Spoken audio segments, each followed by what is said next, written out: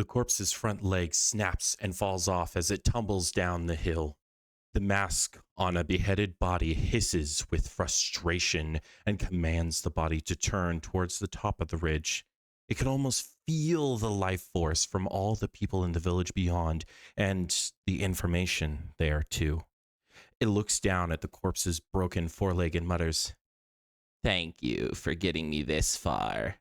I know it's hard, but I just need a little more. Then you can rest." The other three legs still work well enough. They're just fragile. The mask gazes up the slope, now knowing it's too steep to climb straight up. It thinks, maybe I can go sideways.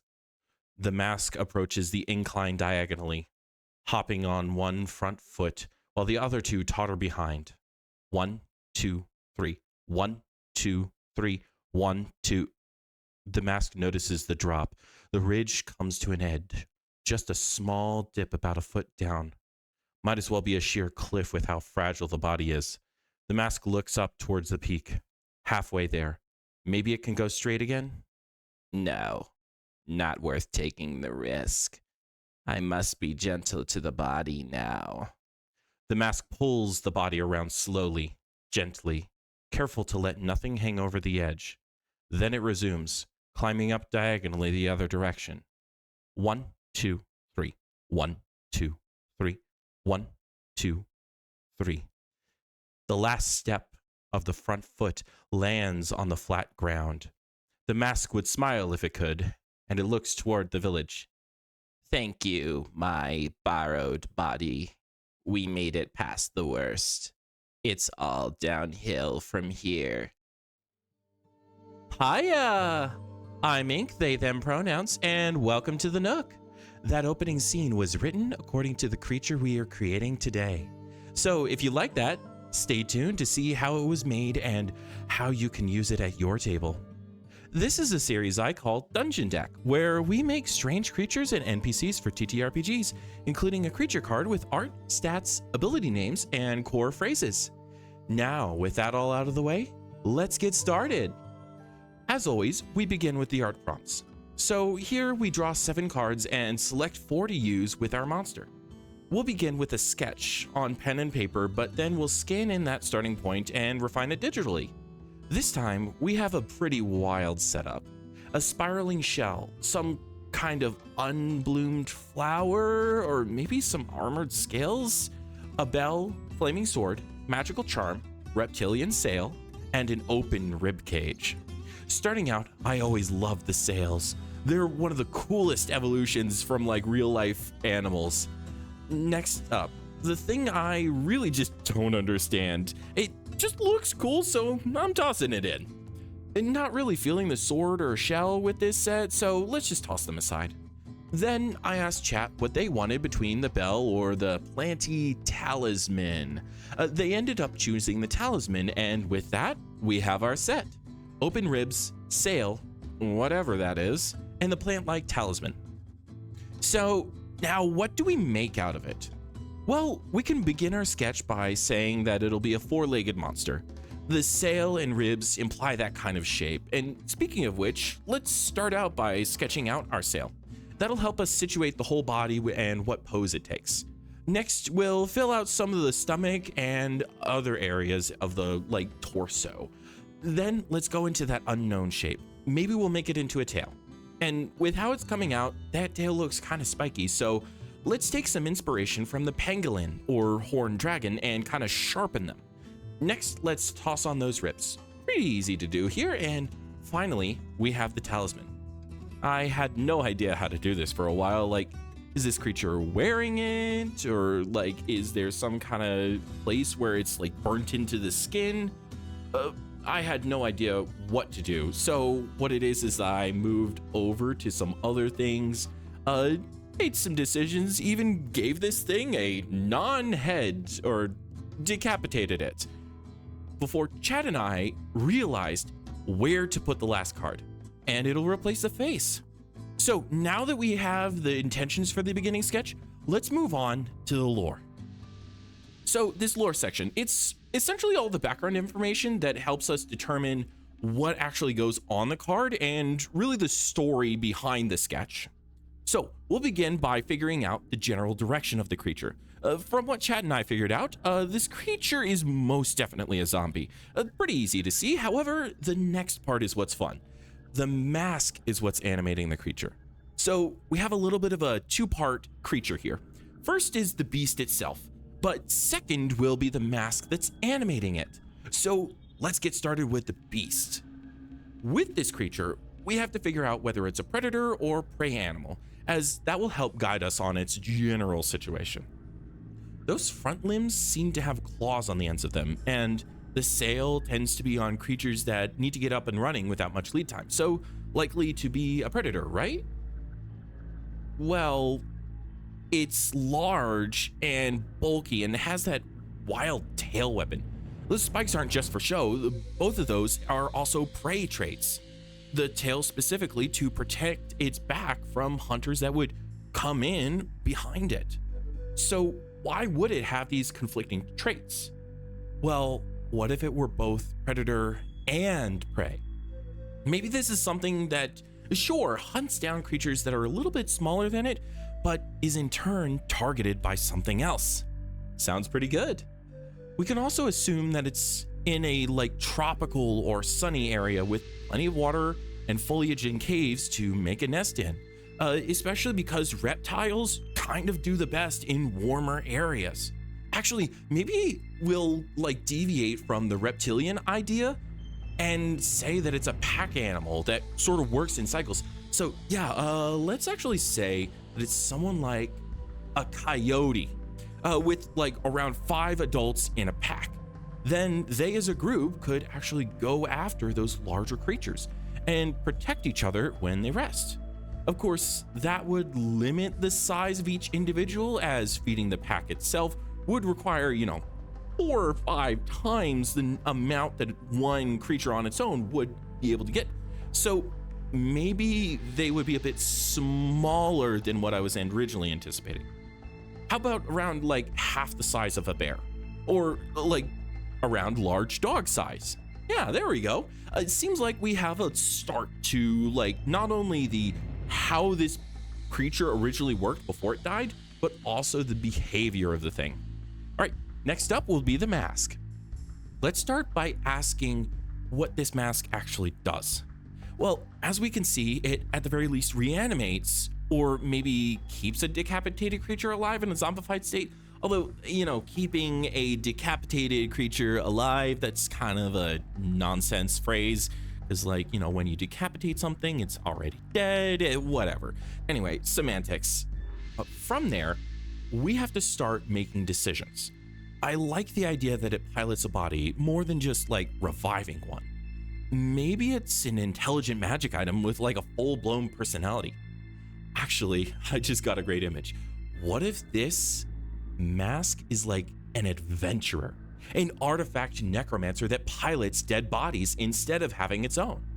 Every once in a while, it'll have to change bodies as they rot and fall apart.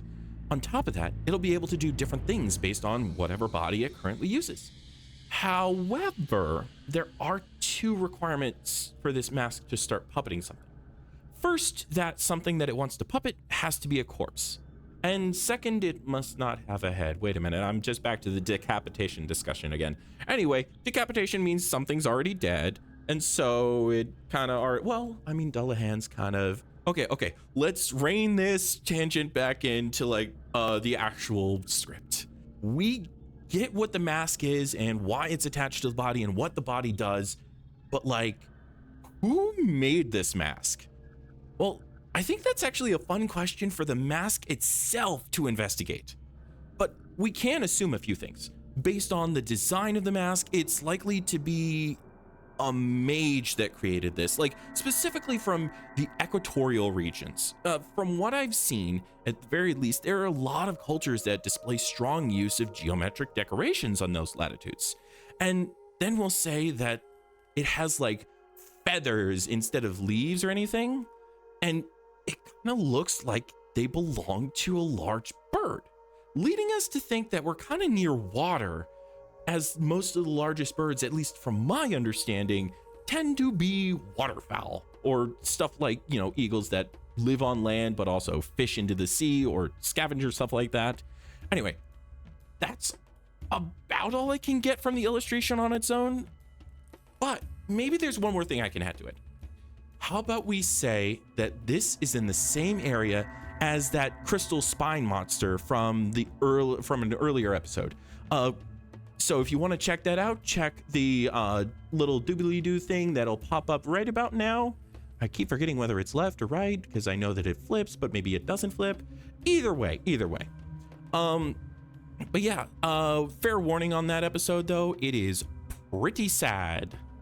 But anyway, summary of what's important. There's this sort of creature that was made in that video, and one of the big things that was going on with its story is that everyone disappeared, including the person who was taking care of it. So maybe this mask adventurer appeared at the same time that everyone else in that story disappeared.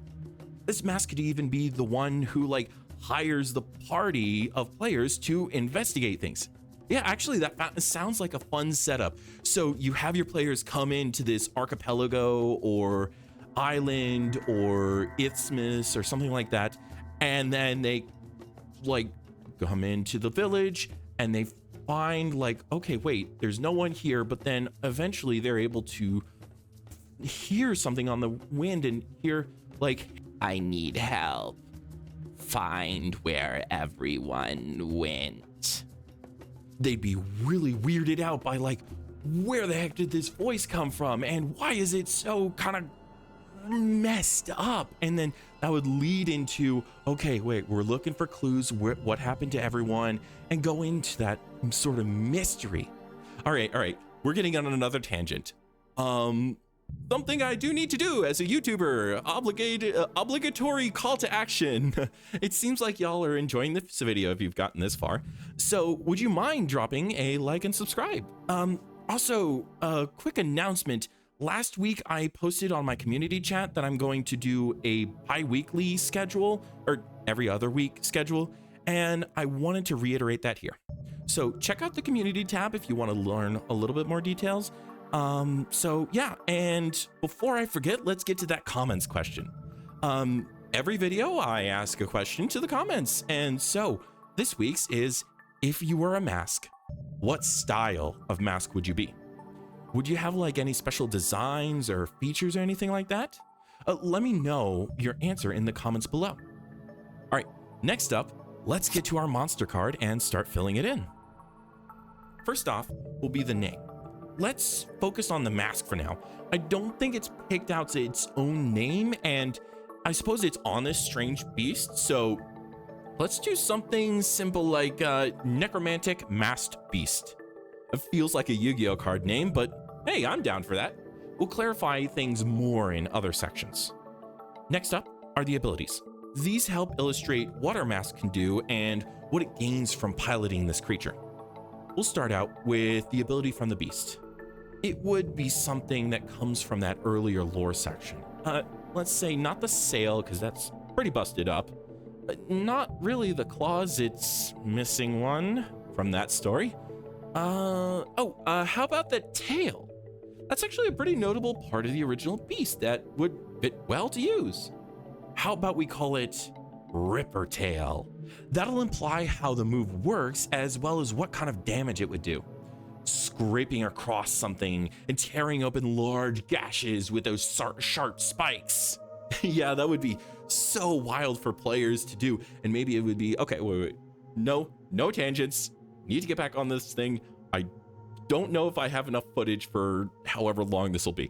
Okay, next up, let's go to the first of the mask's abilities. Pretty easy to tell. I mean, necromancy, but necromantic spellcasting seems a little bit too basic and really doesn't tell the full story. How about Puppeteer of the Headless? That would imply a more specific idea of the necromancy, especially because I want to think that this artifact is, of course, a very specialized necromantic tool, but it's also a living being and can learn and change. So it starts from this high level of puppeteering, but it also can learn other spells. Again, core to it, Puppeteer of the Headless. Alrighty, let's go back in and yeah, next ability. Finally, we come to the big one. The fact that this mask is alive and intelligent. Intelligent mask or intelligent artifact could work, but let's see, there just has to be something a little bit cooler. Living mask, that's closer. Oh, breathing mask. That's much cooler. Also makes me think of like a scene where we could smash cut to the players waterboarding the mask just to get information out of it. That may just be how certain players I know would act, but maybe your player's a little kinder, maybe they're not, maybe they'll find something even more war crimey to do. Either way, with these abilities, we have a general view of how our players could fight this creature, but also some implications on its actual function and some interactions, like the waterboarding situation, or maybe the mask in a combat scenario will behead all the dead stuff in the area so it can control those like puppets and hop from next stump to next stump. Alrighty, let's wrap up this section and move on to the next one. Stats. Now we have the stats. We'll be using the D&D 5th edition stat spread, but the numbers will refer to the modifiers instead of the stats themselves. And in our particular situation, the stats will be sort of a split between the physical and mental.